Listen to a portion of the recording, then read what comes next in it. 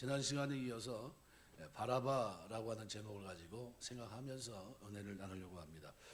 예수님을 신문한 총독 빌라도는 예수님을 죽일 만한 죄를 발견하지 못했습니다. 그래서 6월절이 되면 죄수 한 명을 특사로 풀어줄 수 있는 전례가 있음을 상기한 이 빌라도는 예수님을 풀어주기 위해서 예수님을 고발한 유대인들에게 오늘 18장 39절에 보면 이렇게 표현합니다. 6월절이면 내가 너에게 한 사람을 놓아주는 전례가 있으니 그러면 너희는 내가 유대인의 왕을 너희에게 도와주기를 원하느냐? 그랬더니 40절에 이렇게 말합니다. 그들이 또 소리질러 이르되 이 사람이 아니라 바라바라 하니 바라바는 강도였더라. 이렇게 표현합니다. 빌라도 총독의 말이 떨어지기 무섭게 유대인들이 외쳤는데 그 외친 이름은 바라바입니다. 강도였다. 레스테스라는 이 단어인데요. 이거는 벤tit, 이게 우리가 말한 대로 산적 같은 무장 강도를 얘기합니다. 그래서 NIV 성경은 레빌리온이라는 단어를 썼습니다. 역모자라는 거죠.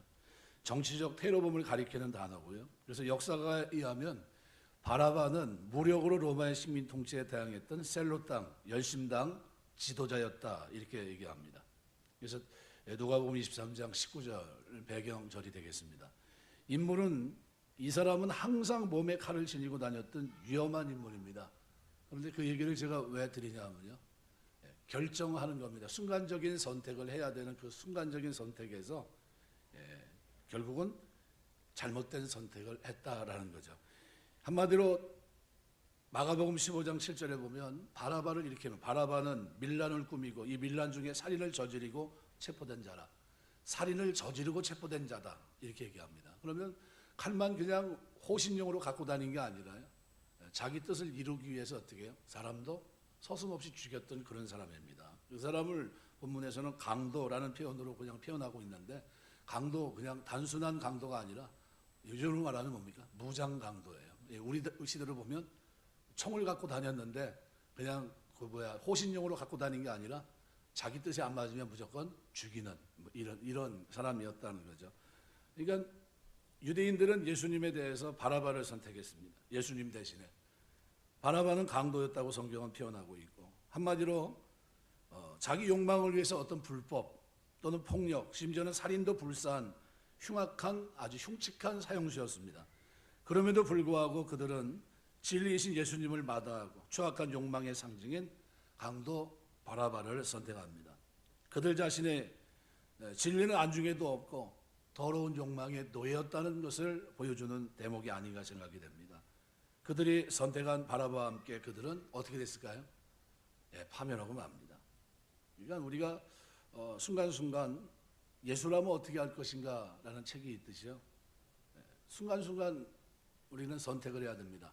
진리를 선택할 것인가 아니면 불의를 선택할 것인가.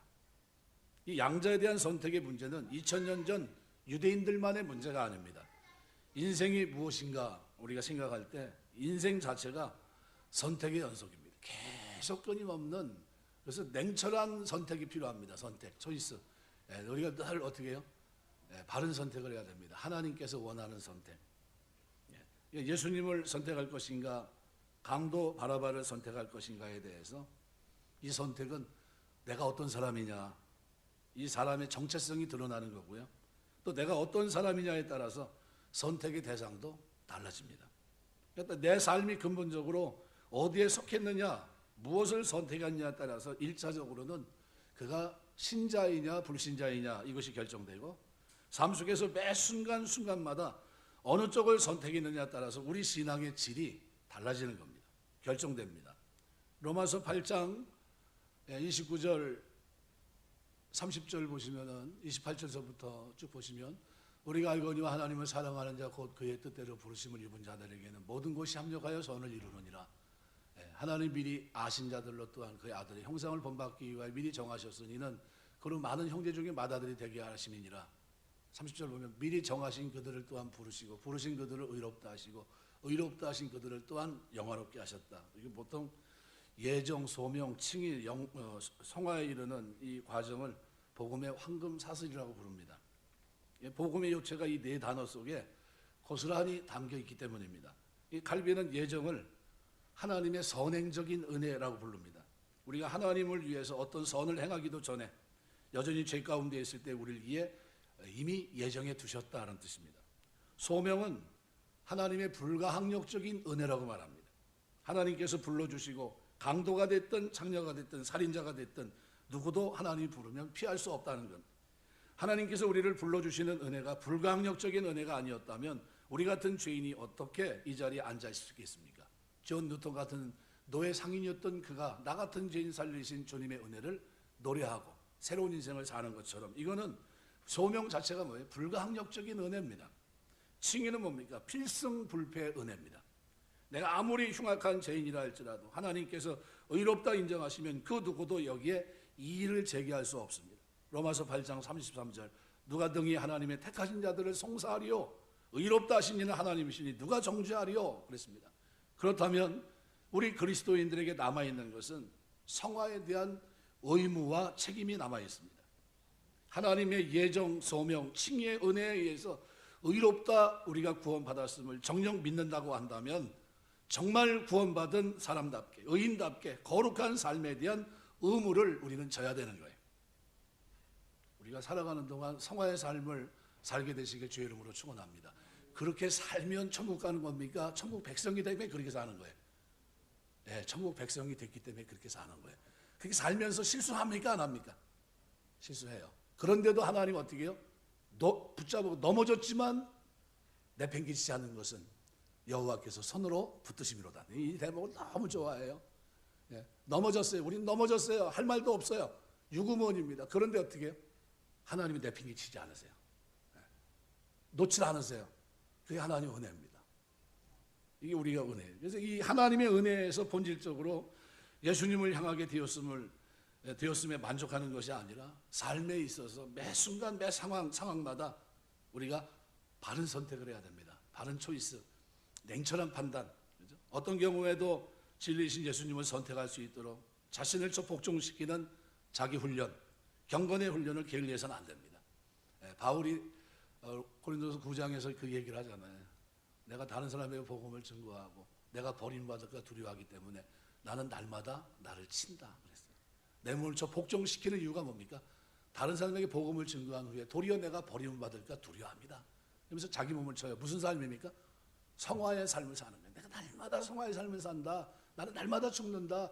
그래서 십자가를 생각하면서 이 은혜 속에 있음을 내가 어떻게 내 몸을 치는 이것을 통해서 나 같은 죄인이 죽어 마땅한 죄인이 어떻게 해요? 거룩하게 살 수 있도록 은혜를 베푸신 말씀을 주신 오늘 오전으로 생각한다면 노래를 지어서 주셔서 그죠? 그 말씀의 중요성을 인식하고 그 말씀을 누구 증인 삼아서요? 이 땅과 하늘을 증인 삼아 하나님 앞에 살게 하신 그 하나님의 은혜에 감사해서 어떻게 해요? 예, 천국 가기까지 어떤 길을 걸어갑니까? 순례자의 길, 나그네 길을 걸어가면서도 믿음으로 그 길을 걸어갑니다. 말씀 앞에 순종하는 길, 성화의 삶입니다. 그래서 우리의 신앙은 성숙해집니다. 하나님의 도구로 아름답게 바르게 쓰일 수 있습니다. 우리가 하나님의 은혜로 주님을 믿을 때 다 구원을 얻었지만 구원 받는다고 해서 다 쓰임 받는 것은 아닙니다. 구원 받은 자 중에서도 성화의 의무를 다하는 사람이 하나님의 도구로 선택되고 쓰임 받습니다. 그것은 신학적으로는 두 번째 부르심 제2의 구원이라고 말합니다. 쉽게 말하면 칭의는 신분의 문제라고 한다면 성화는 수준의 문제예요. 수준. 우리가 살면서 여러분 신앙의 수준 이것이 여러분의 거룩함, 경건함 이런 것들이 나타나게 되시길 주의 이름으로 축원합니다. 예수는 믿는 것 같은데 도대체 경건성이 하나도 없고 거룩한 모습이 하나도 비춰지지 않으면 하나님 앞에 죄송하지만 잘못 살아가는 겁니다.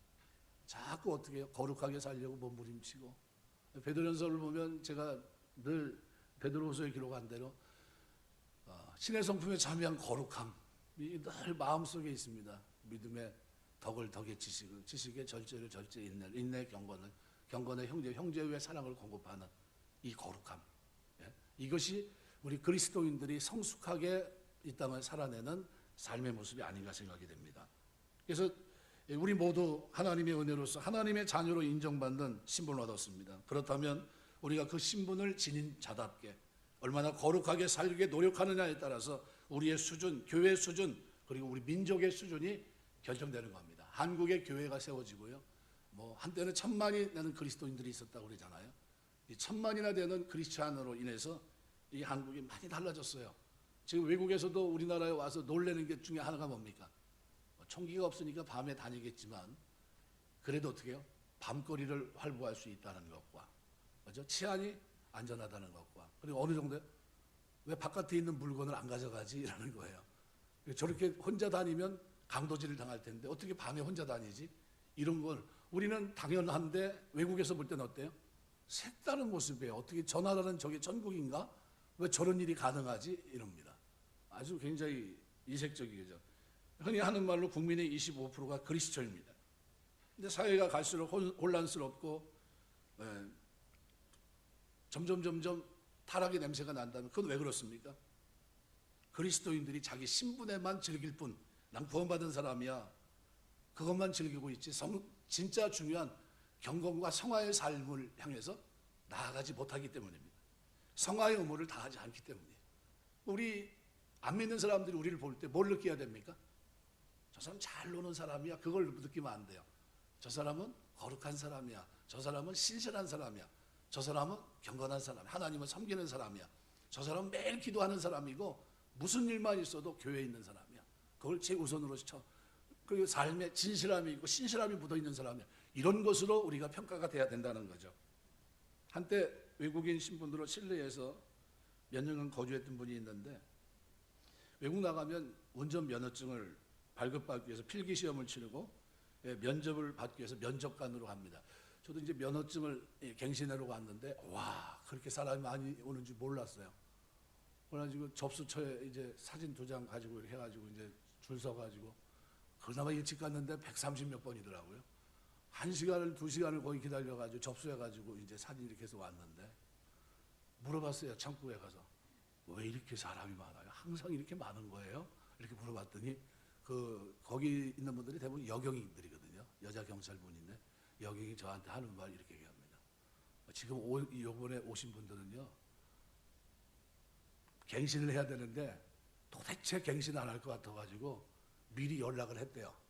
얼마나 했는데 어떻게 100단위가 넘어가요. 몇백만 정도 되는 사람을, 이걸 만약에 연말돼서 오면 말 그대로 처리가 안 된대요. 이게 면허증 이거 하는 데서 처리하는데 하루 한 7,000명 정도 소화할 수 있답니다. 그런데 연말이 되고 한꺼번에 확 몰려버리면 수백만 되는 그 사람 어떻게 하겠냐는 거예요. 그래서 전체적으로 문자를 확 날렸대요. 그랬더니 오기 시작하는데 하루에 7,000명씩 소화하는데 아침부터 저녁까지 꼬박 그 일을 한다는 거예요. 저한테 그러더라고요. 일찍 오신 겁니다. 그러는 거예요.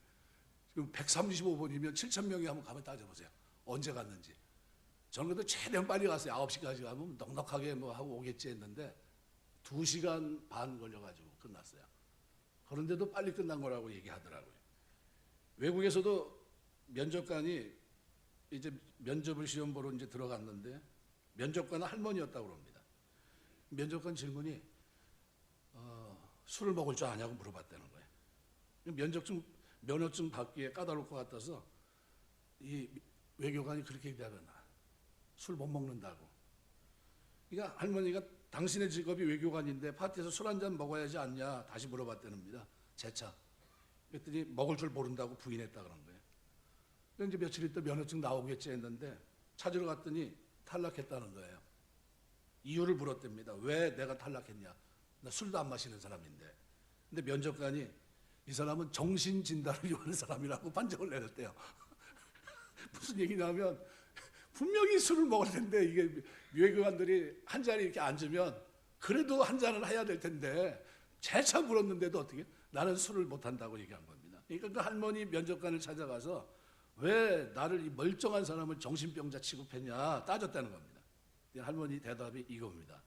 외교관이라면 파티 속상에서 술 한 잔 정도는 할 줄 아는 사람이 분명한데 내가 2번이나 물었는데 2번이나 거짓말했으니 당신의 정신이 건강하지 못한 사람입니다. 당신 같은 사람은 교통법규를 위반하고도 교통신고니 면허증을 달라면 위반한 적이 없다고 거짓말 사람일 텐데 내가 어떻게 당신에게 면허증을 발급해 줄 수 있겠습니까? 틀린 말입니까? 맞는 말입니까? 100번 지나간 말씀이에요. 할 말이 전혀 없습니다. 칠레는 가톨릭 국가입니다. 칠레와 우리 사이에는 도덕성이 이 정도 차이가 있다는 거예요. 그다음에 기독교적인 정신 위에서 소위 선진국으로 발돋움하고 있는 나라들과 우리의 수준, 의식의 수준 차이는 얼마나 클까요? 굉장히 갭이 있겠죠. 그래서 우리 그리스도인들이요, 이 사회, 이 나라의 수준을 높이는 건 누가 높이는 겁니까? 예, 우리가 높이는 거예요. 우리가 우리 수준을 높이는 겁니다. 우리가 거룩하고 우리가 경건하게 살지 못하면요, 그 수준은 점점 떨어질 겁니다. 윌리엄 도일이라는 신부가 그에 져서 성인이 되는 비결이라는 책에서 이렇게 말합니다. 우리는 자기를 이겨야 될 기회를 만날 때마다 이것은 나의 힘이 너무 부친다, 나는 성인이 아니잖아, 이렇게 말하고는 그 유혹에 스스로 빠져버리고 만다. 그러나 그대는 왜 성인이 못 되는가? 성인이 되는 것이야말로 그리스도인의 가장 큰 의무가 아닌가, 이렇게 얘기합니다. 성인이 된다고 하는 것을 거창하게 생각하면 안 됩니다. 그리스도인 된다고 하는 것 자체가 이미 성인이 되었기 때문입니다. 성경에서 우리를, 성도를 뭐라고 부릅니까? 하기오스라고 부릅니다. 성도라는 단어가 하기오스라는 단어인데 영어의 세인트예요. 성자라는 의미입니다. 그 이유가 뭡니까? 우리는 의로운 하나님의 자녀로 거룩한 신분을 얻은 자들이기 때문입니다.